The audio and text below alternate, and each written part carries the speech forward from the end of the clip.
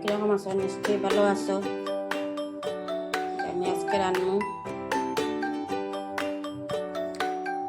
বাঁধাকপি বাঁধাকপি কুচি কুচি করে কাটি লইছি আর আলু টুকরা টুকরা কাটছি।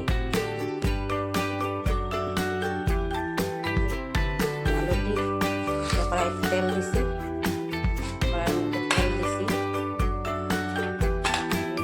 আলু দিয়ে ভাজি লইব, আলু দিয়ে একটু ভাজি লইব, ভাজিয়ে উঠাই লইব।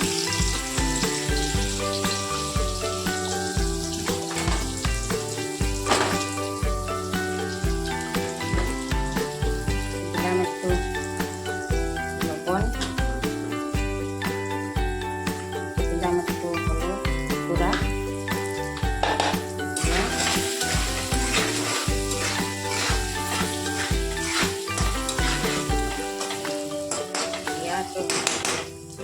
একটু বাঁচিয়ে উঠাই নিলাম। ঢাকনা দিলাম।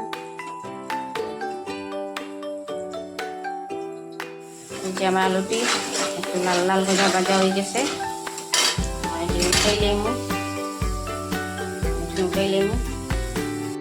এরপর দিব বাঁধাকপিটা সম্বাস, দিলাম দুটো শুকনা মরিচ,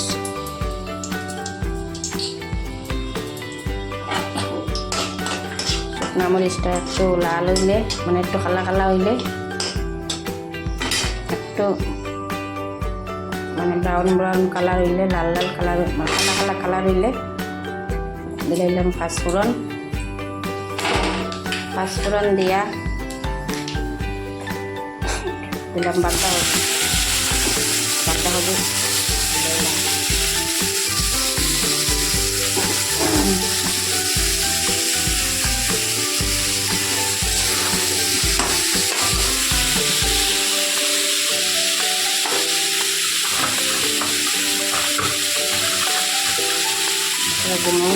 লবণ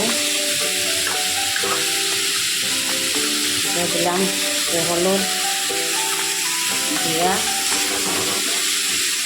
হারাইয়া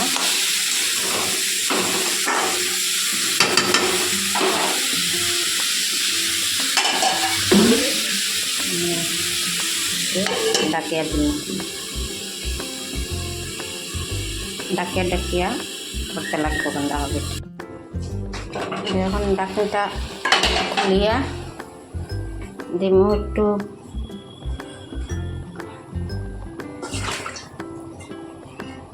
একটু যেখানে আদা বাটা আছে, টমেটো আছে, কাঁচামরিচ আছে আর যে মটরশুঁটি আছে। দিব একটু আদা বাটাটা, দিলাম কাঁচা লঙ্কাটা, মানে কাঁচা লঙ্কাটাও দিলাম, টমেটোটাও দিলাম, মটরশুঁটিটা একটু পরে দিব, মটরশুঁটি নাইলে গলি যাব।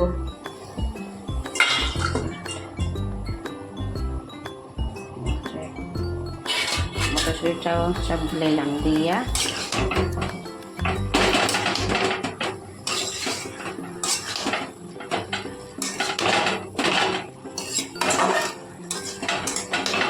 হারাইয়া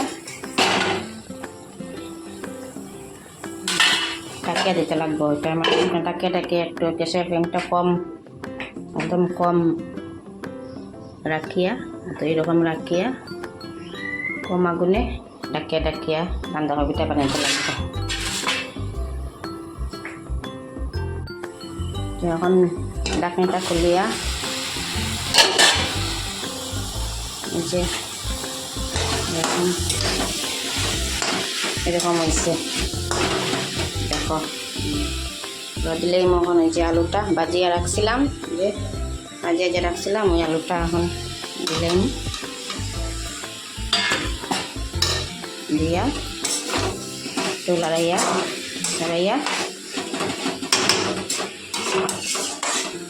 আর দুবার ডাকিয়া দিমু, দিয়া তারপরে ওই যাব তো কম আগুনে দিন নিচে লাগি যাব গিয়া, দুই তিনবার ডাকিয়া দিয়া দিলে পরে ওই যাব।